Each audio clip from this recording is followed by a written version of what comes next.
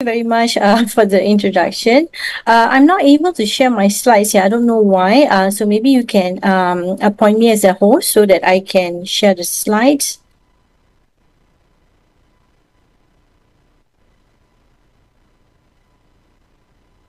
I'm not sure why I can't share my slides. Because I'm not able to share it.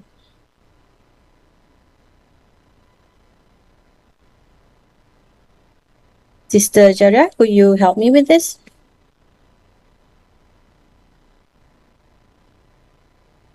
Okay, I think I'm clicking it right now. I hope you can see my slides. But can you raise up your hand again so that I can appoint the right person? Okay. Can you see my slides on the screen? Not yet. Is that not yet? Okay, let me try again. Yeah, because just now I tried to share the slides. Okay. Yeah. Alright. Dah nampak eh? Okay, thank you. Yes. Okay, thank you so much. Bismillahirrahmanirrahim. Assalamualaikum warahmatullahi wabarakatuh. Welcome everyone, IIIT participants in short course in human sciences. I'm sure everyone comes from many different countries. I'm excited to see so many people from different races, ethnicities and background. So today I'm going to present something on digital communication and social media, challenges and misbehaviors. So this is basically what I plan to talk about today. I'm going to go over some key terms and then I'm going to talk about characteristics of mediated communication, and then we're going to move on to challenges and misbehaviors, and finally I'm going to talk about some general Islamic guidelines to mediated communication. So in terms of what mediated communication is, it has transformed how we interact, offering unprecedented opportunities for connection and expression. Today, everyone owns a social media account, whether you're on YouTube, you're on Instagram, you're on Facebook, and it doesn't just involve young adults. Older adults are becoming more connected as well. However, these platforms also present unique challenges and may foster misbehaviors through the nature of internet and social media that encourages anonymity and freedom of expression. So it's the nature of the internet to allow people to express their opinions. At the same time, a lot of people hide behind anonymous profiles. They don't disclose their pictures, their names, and that somehow gives people the freedom to just say whatever they want. So therefore, there are some issues like cyberbullying, misinformation, and identity theft that can undermine and trust and emotional well-being, particularly for adolescents and younger adults. Additionally, the anonymity and distance provided by digital interactions can also lead to lack of accountability. So like I said, people are hiding behind anonymous profiles. So it results in harmful behaviors that might not occur in face-to-face settings. So specifically, anonymity has resulted in users engaging in contentious and inflammatory behavior online due to perceived lack of repercussions. So they feel they can get away with saying anything online. So navigating these complexities requires a critical understanding of both the potential and pitfalls of online communication. So as I go through my slides, please feel free to comment or post any questions that you would like to in the chat box.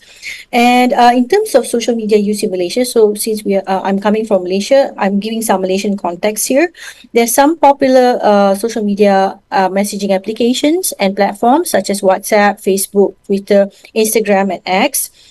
So this is according to Bernama, some of the more popular ones, but of course younger people tend to use new ones as well.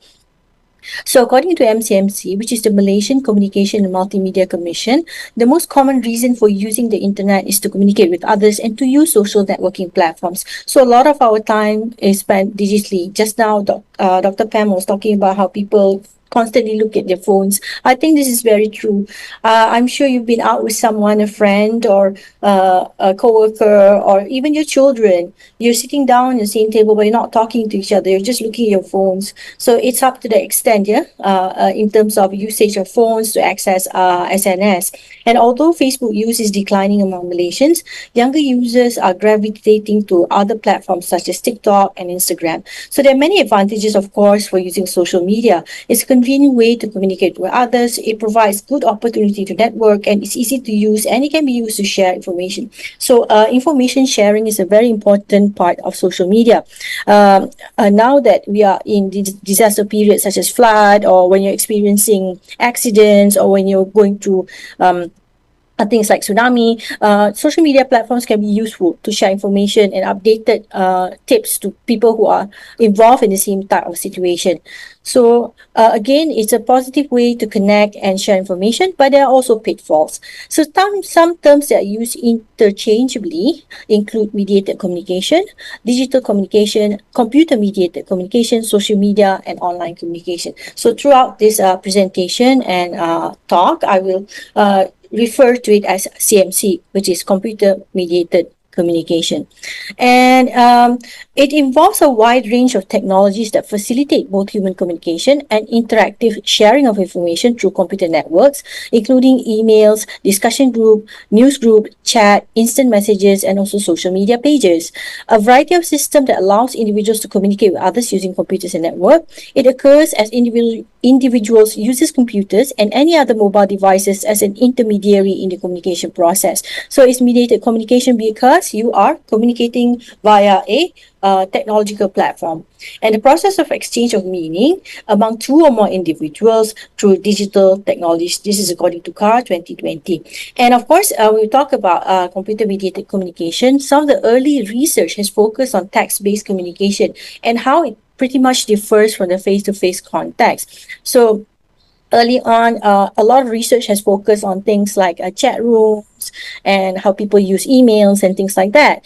But more contemporary approach has focused on how users interact and exchange messages in a variety of other channels, include desktop computers, laptops, tablets, smartphones, smartwatches, and various other emerging technologies. So some of the more current research is also looking into how people use technology to communicate with others in health communication, in terms of religious communication, and things like that.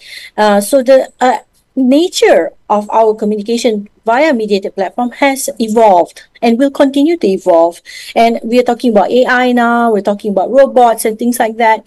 So it will continue to evolve in accordance with changes reflected in a new communication technology landscape. And these are some of the characteristics of computer-mediated communication. So let's take a look at it. So the first feature is that definitely is very much interactive. So you can become the sender and the receiver at the same time. So communication circumstances in which it is simultaneous and constant exchanges transpire, and these exchanges transmit a social binding force. And communication through mediated platforms may involve numerous exchanges of messages simultaneously between multiple media audiences through real-time communication. So I'm sure some of you are very familiar with TikTok, correct? So when you are using TikTok, it becomes viral. People will continue to share and reshare the video and exchange comments on the video via their platform. Okay, so this is something that occurs all the time with a new technology. It's supposed to be very interactive. You're not just the sender, but you also become the receiver at the same time. So again, it's also multi-way of communication. So Facebook users can respond to posts in many ways, including commenting, resharing, and creating memes from the original Facebook post, as well as using emojis or reaction feature to respond. So some of you, perhaps you don't say anything, but you just click the like button, or you click the reshare button or retweet button. However, this may lead to information overload, causing users to have trouble deciphering between relevant and irrelevant messages. So of course, information overload is a common occurrence in any mediated communication platforms. There's just so many things coming in and out. Sometimes it's hard for you to decide what is relevant, what is not. And very often, I myself am guilty of this. I share things without thinking of whether it's true or not. And that is a very dangerous thing to do, because sometimes you share unverified information, especially in areas like the health communication context. Perhaps someone has been talking about a miracle cure for things and you think it sounds great, so you just share it without thinking, is it coming from a verifiable source? Is it true? Is it proper, and things like that. And of course, communication via mediated platforms can be synchronous or asynchronous. Yeah. So in terms of synchronicity, this is when messages exchanged between two or more people involve real-time communication. So it's happening real time. Okay. For example, right now you are watching me live on YouTube and you're commenting live on YouTube and I respond to you live. So that's synchronous. And it's the extent to which exchange of messages such as feedback is real time and instantaneous rather than delayed. So examples include live video conferencing, chat rooms, instant messaging programs, and other virtual communities. And it can also be asynchronous. So asynchronous communication happens when there are time lapses between the posting of a message and its response. For example, you receive an email, you don't reply there and then, you take a couple of days to respond. So messages exchanged through these platforms such as public discussion boards, emails, and posts are asynchronous in nature. Its advantages and disadvantages at the same time when it comes to asynchronous communication. Yeah. So again, sometimes immediate feedback is required. So if it's asynchronous, it can cause delay. People feel that you are not prioritizing their message. At the same time, it allows you time to also think about your response. So users are afforded time to craft, edit, and reply to messages. And of course, right now, even if communication is synchronous, I think technology allows you to edit messages after it's sent, for example, in WhatsApp. Okay, so again, this is something that's very important here because sometimes when we craft messages, it's not accurate or messages crafted are quick and without thinking. So again, the ability to edit is very important. Yeah.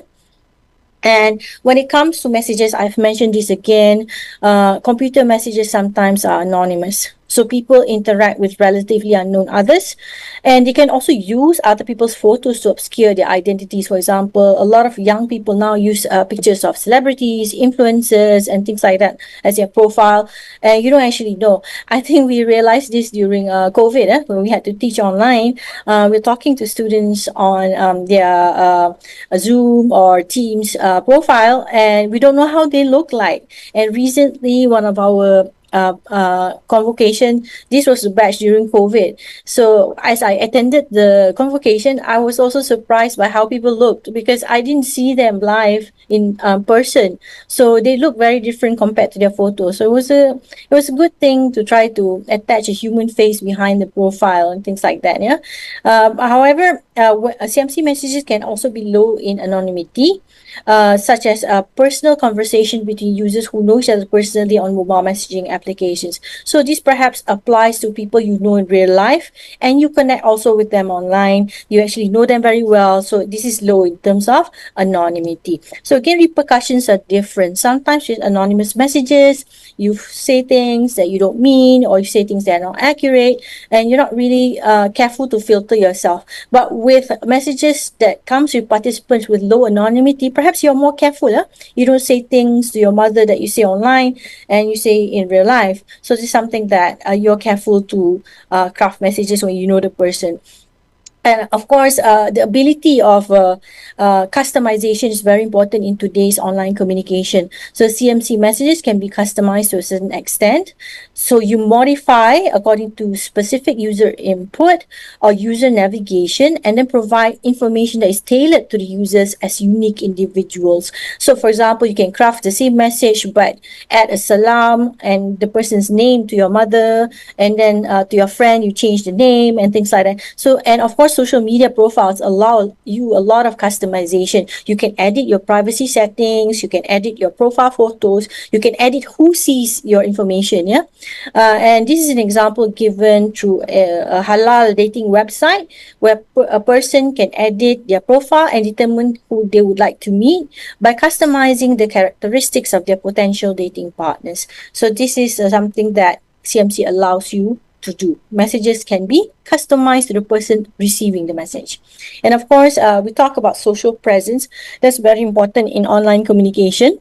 So when social presence is high, users perceive the interaction as if they're not mediated and are able to construct a salient impression of other interactants. So this is when you communicate online, but you can still sense the person's personality. They're warm and engaging. You feel like you know the person on the other end of the line. Yeah.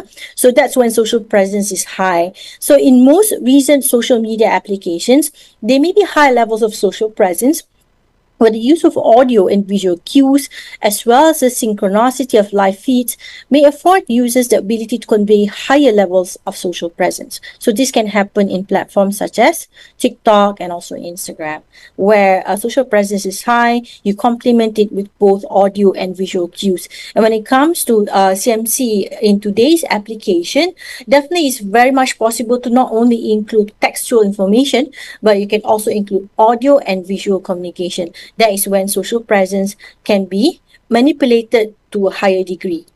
And let's move on to the next part of the presentation. So I'm going to talk about some challenges and misbehaviors in mediated communication.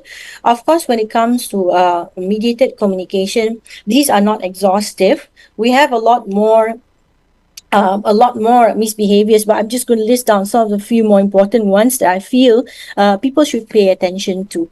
So let's talk about some challenges and misbehaviors.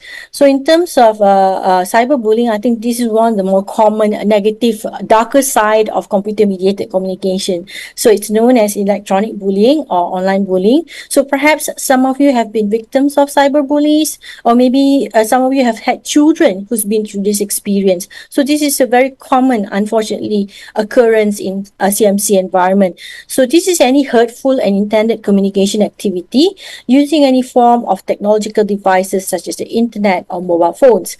And social networking websites are the most common locations for online harassment in comparison to other applications. So this is like a hotbed environment that seems to encourage cyberbullying because of the anonymity present. Yeah, so people can say things. They feel like they can be aggressive, they can be rude, they can bully someone.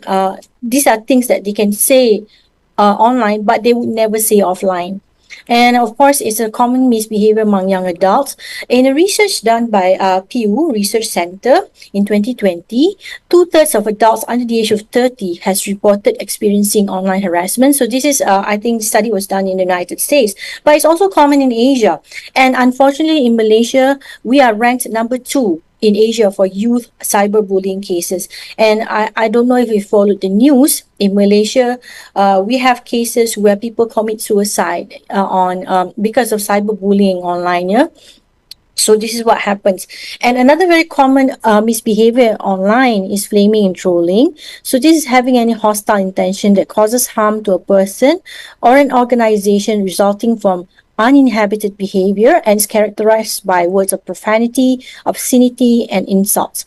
And I'm sure if you've joined any online community, you've noticed that sometimes people like to flame and troll for no reason. Okay, so trolling comes from a phishing term where users bait others with outrageous messages. So they want a response that are intended to ignite a war of words through flaming or to disrupt an online community of which they might be a member. And of course, reasons for flaming and trolling can be very diverse, but some of the more common reasons for flaming and trolling can include to get attention, to cause trouble, or to disrupt the online groups. And of course, another very common occurrence in online communication is digital deception and online scam. So digital deceptive communication tends to occur more frequently in interactions where participants do not know each other, and future interactions are unlikely to occur. So I'm not going to meet this person later on, so why bother to be honest? Or I can just fudge the truth, they'll never know. Okay, so again, catfishing is something that occurs in online interactions where users present alternate personal characteristics or pretend to be someone else completely to begin a romantic relationship. And I think you've seen a lot of popular media content that focuses on catfishing, that talks about how people lie to others by creating a different persona. Sometimes they gender bend, they're male, they pretend to be female, and things like that. So in Malaysia, types of common digital deceptions include online scams such as the Macau scam, social media scam, big pay scams, modeling scams, and employment scam. Sometimes people are promised a job, but in the end, they get involved into something that's criminal, or sometimes they invest their hard-earned money to someone they hardly know on the internet. So people lose money, people suffer financial difficulties, and people go through a lot of emotional problems when they are scammed online. And again, another problem that we talk about a lot when it comes to internet and social media is mis and disinformation and also hoaxes. So let's go through it. So disinformation are deliberate attempts to confuse or manipulate people with dishonest information. Hoaxes are created to persuade people that things that are unsupported by facts are true. So this happens a lot. For example, you create rumors that somebody died, or you create rumors that a vaccine is going to cause a lot of health problems in the long run, or things like that. So these are unsupported by facts. And of course, it can spread easily using social media. Okay, and these are some of the types of mis and disinformation that can occur. Yeah, so let's go through it and see if you're familiar. Sometimes headlines, visuals, or caption doesn't support the content. So this is clickbait or making false connection. Yeah? They want to get you to read the content. They impose a sensational headline, and sometimes content are manipulated, sometimes it's misleading, sometimes it's fabricated, 100% false. And of course, sometimes what occurs is actually trying to promote a product, but it's disguised as a news story, right? And false content occurs when genuine content is shared with false contextual information. And sometimes it's meant as a joke, as a satire or parody, but it's untrue and has potential to fool people. And imposter contents when genuine sources are impersonated. Propaganda occurs when it's used to manage attitudes, values, and knowledge. And errors can occur when established news organizations make mistakes while reporting. So we'll talk about this a little bit in Islamic ethics, yeah. But sometimes people just present information without verifying whether it's true or not. And rumors and fake news can also occur online. So these are unverified information passed from person to person. It has negative connotations, often being dismissed as idle talk or gossip. It can be true or false or partly true. Rumors and fake news, though, can spread faster than true news. So this is interesting. In a recent study, it found that tweets containing falsehood reached 1,500 people on Twitter 6 times faster than truthful tweets. So even if you're trying to convey a truthful message, if it's not sensational, people don't share it. Whereas at the same time, if a news is not true but interesting and captures people's attention, this will be shared. This is likelier to be shared. So again, that's interesting coming from a communication perspective, because truthful information is less likely to be shared compared to dishonest information. So it's more novel because they contain new information that somebody hasn't seen before. So sometimes I'm guilty of this. I share, oh, I've never heard that before. That's interesting. But when I go back and look at the tweet or the post, wait, I didn't see to check whether this is true or not. It just sounds interesting, so I share it. And sometimes they elicit a different emotional reaction, with people expressing greater surprise and disgust. So this is clickbait lah, meant to evoke a response from your readers. So you want people to be surprised, you want them to be disgusted. It doesn't matter whether the emotion is positive or negative, but it's what's generating more retweets because people are triggered by it. Okay, it causes an emotional reaction, whether positive or negative. And according to Alex Kasprak, he's a fact-checking journalist at Snopes in Pasadena, California. If something sounds crazy stupid, you wouldn't think it would get that much traction, but those are the ones that go massively viral. So viral information are things that are sometimes crazy stupid that people don't check. And so again, we come to the final end of this presentation, which is to talk about some Islamic ethics in mediated communication. So there are some general Islamic ethics and principles when communicating online. So I've listed 6 here. I'm sure it's not exhaustive, but let's take a look at it and remind ourselves, reflect on our online practices, and see if we can try to be better when communicating online. Yeah. Okay. So the first thing that I think is very important to stress is the concept of tabayyun. Yeah? So this is verifying any information before posting it or sharing online. So tabayyun is an Arabic term that means verification or confirmation of the legitimacy of something. So verifying and checking first before sharing. And this is, I think, something that's been stressed many times in the Quran. In Surah Al-Hujurat, verse 6, O believers, if an evildoer brings you any news, verify it so that you do not harm people unknowingly, becoming regretful for what you have done. And anyone who has studied communication can verify this. Once you say something, you can't take it back. So communication has a consequence. So in this sense, reflect first before you share. So when receiving news, one should hesitate and not rush to spread any information. And the other thing that I think I need to remind myself as well as an online SNS user or online user or people who communicate online is be accountable for what you post and also ensure that honesty and accuracy of the information that you post. So again, this is emphasized many times in the Quran, in Surah Al-Isra, verse 36. And do not follow a thing about which you have no knowledge. Surely the ear, the eye, and the heart, each one of them shall be interrogated about. So maybe perhaps you think that is harmless, yeah, but it has a consequence. So being honest and accurate and truthful is something that is based on Al-Ghazali's interpretation of virtues and ethics. For instance, Siddiq, yeah, being truthful and honest, Siddiq, when providing information on social media, users should provide true and honest information and avoid misleading or dishonest content. So Muslim communicators are also cautioned to avoid self-presentation on social media that veers into exaggeration and information manipulation.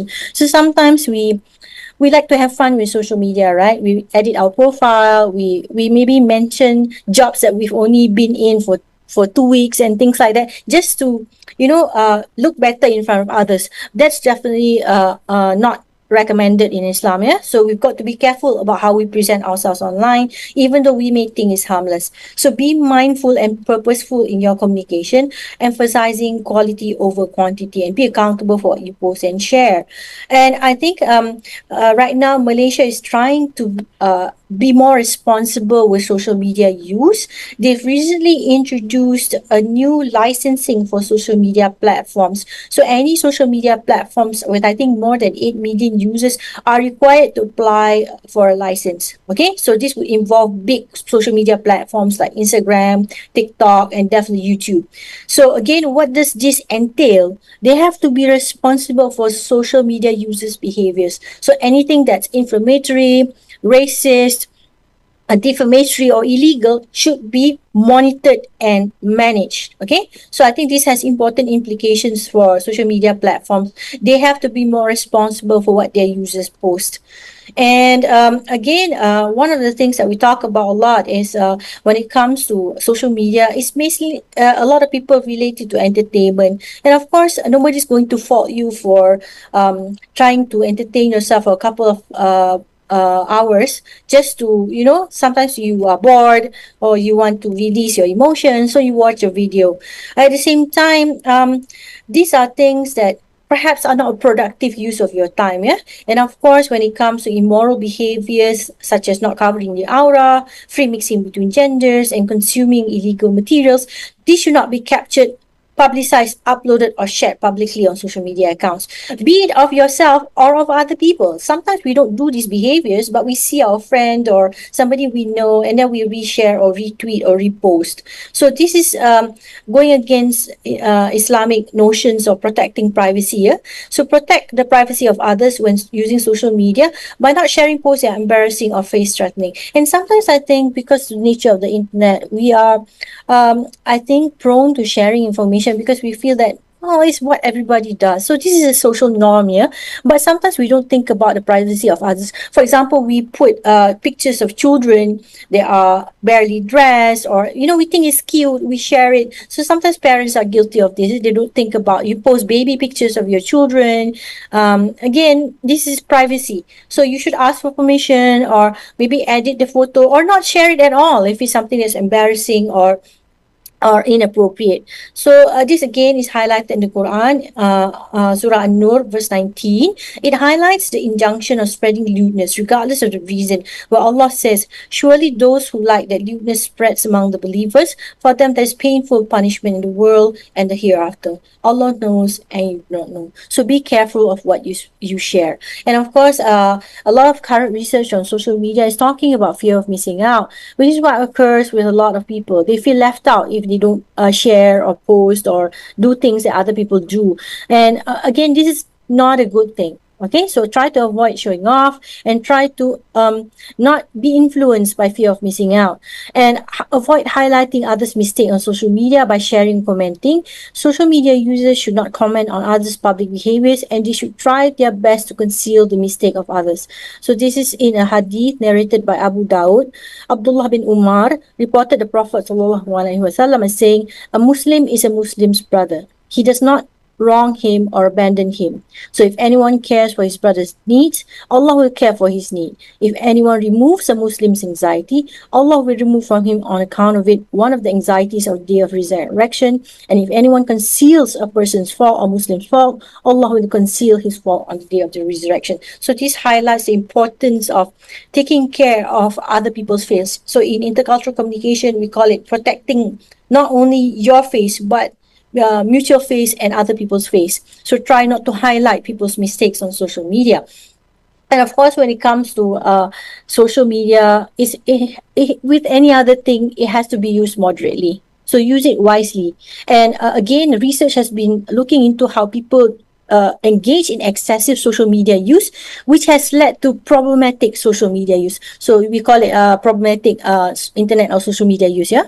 And excessive use of social media and the internet, especially content that is harmful or wasteful, should be avoided. So again, these are important reminders for parents. They should monitor their children's online activities and provide alternatives so the children can engage in more productive activities during the children's free time. So in Surah Al-Mu'minun, verses 1 to 3, it emphasizes the need to stay away from vain activities, where Allah subhanahu wa ta'ala says, "Success is really attained by the believers who concentrate their attention in humbleness when offering salah or prayers and who keep themselves away from vain things." So al-lagwi is a concept of things that are harmful or wasteful that should be avoided. Yeah, and again, some Western countries have realized the extent of the issue of the problematic social media use, social media addiction, and things like that. And they've moved on to try to actually manage this problem by banning social media platforms for younger users. Yeah, so this has recently happened in Australia, where they passed a social media ban for children under the age of 16. They cannot use Instagram, X, Snapchat, or others. And tech giants faces fines of up to 49.5 million for non-compliance. And of course, not everyone's happy about it. Parents support it because they know that sometimes social media use can lead to negative consequences, like I mentioned earlier, such as cyberbullying or flaming and trolling, and it can lead to depression, anxiety when it comes to social media use, and even FOMO. Yeah? But child rights group has opposed this law, saying that it's a right of children to use social media, but parents just have to manage. But sometimes it's not easy to manage, yeah? Okay, and of course, children are very smart nowadays. They may use it without your permission, or they find a way to use it even though you have banned it in your household. So again, when it comes to social media use, flaming and trolling is definitely counterproductive. So try to communicate harmoniously and maintain good relationship with others. Harsh language, dishonest, impolite, or contentious communication, and profanity, which are often used in flaming and trolling, should be avoided on all online platforms. So don't say something to someone in real life that online that you would not say to them in real life. So online and offline should be the same, right? So again, in Surah Al-Isra, Allah mentions, "Tell my servants that they should speak about what is best. Surely Satan creates discord among them. Indeed, Satan is an open enemy to mankind." So again, some general guidelines that Islamic ethics have provided. SNS users should use words that are honest and true, good and beneficial, honorable, straightforward but effective, and easily accepted by others. So these principles can be applied generally in online communication. So don't post something that's not true. Only share something that's beneficial. Be honorable in your words. Don't make fun of people. Be straight and effective. And make sure you share something that can be accepted by others. So don't use words that are emotionally triggering or share something viral simply because it's something that is fun. So check before sharing. Verify before posting. So just to conclude, social media is a powerful tool to connect with others. However, due to its anonymous nature and information overload, social media users can sometimes lead to online misbehaviors. So Islam has provided a beautiful and comprehensive guideline for online social interactions. For example, the concept of tabayyun can be practiced where you verify information with right sources or authorities before sharing it online. You preserve modesty and privacy in online interactions, so don't post pictures without someone else's permission, and use the appropriate language when communicating online. So that's it for my presentation today. I'm going to stop sharing and look at the chat box. Again, if you have any questions, you can forward it online. So from Nurul Husna, many people comment online without considering how their words might affect others. So this is the reason I deactivate all of my social media account 5 years ago. I applaud you for that. Definitely, that is very true, because people don't consider the consequences of communicating online simply because it's anonymous, or they don't consider the effect of someone else. So I think it's good to take a digital detox for a short while, or even if you want to deactivate your social media accounts. Definitely in today's world, although that's something that maybe not everyone does, this can be a good way to just detox and get away from the online communication. Okay, are there any questions? You can type in the chat box or comment. Personally, myself, I'm very active on social media, but sometimes I'm amazed by the information that is exchanged online. People don't consider the truthfulness. They just want to go viral, and they share things without verifying. And sometimes it's scary, because when it comes to I think health communication, a lot of things are shared online as miracle cures without thinking about whether it's true or not, or without doing any research. And you have to consider also the expertise of the person sharing information. Is it from verifiable information? Is it from a proper health practitioners? So in Malaysia, a lot of medical doctors are now becoming health influencers, because they are very concerned about the information that's shared online, which is without verification. Okay, since Any participant who have question, you can raise up your hand so that you can direct answer with Doctor. Direct question, not direct direct question with Doctor. You can raise up your hand so that I can unmute for you guys who want to have a question. Because we mute all that cannot vertical, it's not difficult a little bit. So if you have question, just raise up your hand. thank you, Dr. Aisha, for your comments. I hope it has been beneficial to all. And I think sometimes we take online communication for granted. We don't think about the consequences. I think this is especially true for younger adults.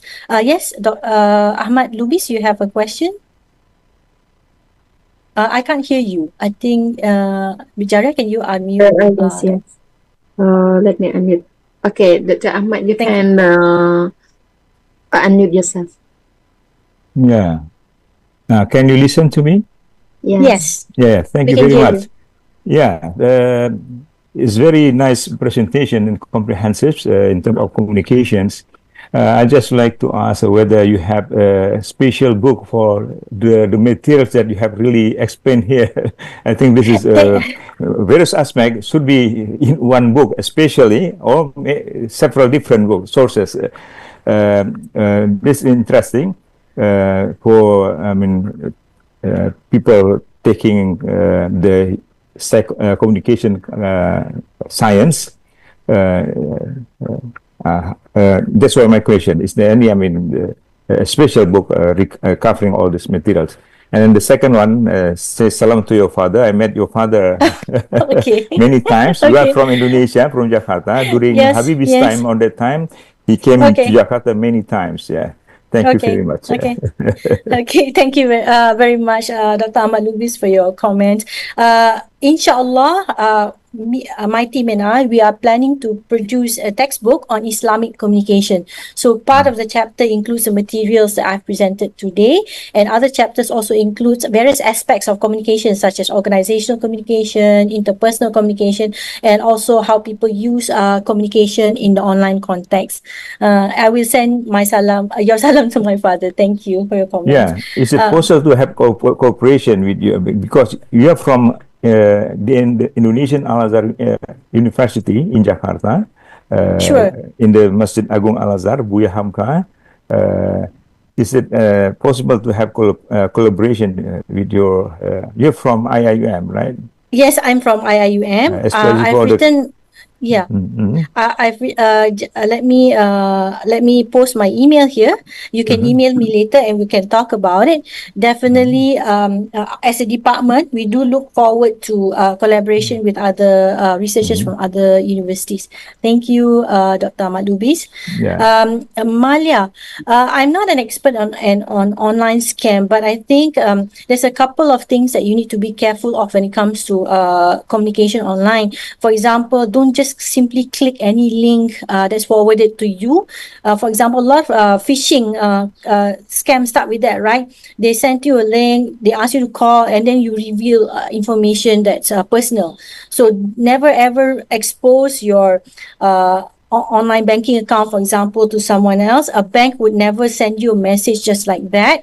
And if you click a link, they can install things that tracks your username and password, and you can lose a lot of money through that way. So I think you need to be careful. And I think they've gotten very sophisticated now with the scams online. Yeah, even impersonating someone you ought to know in real life. They hack someone else's phone and then they ask money. This has happened a couple of times to me as well, where an acquaintance texts me and say, "Can you send me money?" So actually, their phone has been hacked. So be careful when it comes to people messaging you suddenly or sending you links that you should not click. So I think I hope I've answered your question. Yeah, I do have one question, Dr. Aisha. Sure, go ahead. Okay, yeah, thank you. Regarding these scammers and things like that, now has the police been actively involved? You know, I have friends who have been scammed, and who do they go to? You know, because they want to go to somebody, but they are not sure who they can go to. So, is there something, or is there anything that you can provide us with that kind of information? Thank you. I think PDRM does work closely. For example, a colleague of mine who presented a paper on scamming online is working with the PDRM on such issues. I think the important thing is awareness. So in terms of scam literacy, a lot of people don't know what they should be doing. But again, you should lodge a report with MCMC or with the police if you suspect any criminal activities have been taken. But yes, I think they are working on it with a lot of researchers, and we're trying to come up with policies that will monitor such activities. Again, unfortunately, in Malaysia, scam is very, very common. You read news every now and then, kan? People, retirees, they lose money because they've given money to people they don't know and things like that. So again, awareness is very important, especially if you have elderly parents who don't realize what they click and who they talk to. Sometimes it's a matter of being literate with the technology itself. You don't know who you're talking to or what you're clicking and things like that. So I think it's very important to create awareness. Thank you, Dr. Aisha. Thank you, Dr. Malia. So I guess that's my time. Thank you very much, everyone, for your attention. I really enjoyed giving this lecture, and I hope to see you again in the future. Assalamualaikum warahmatullahi wabarakatuh.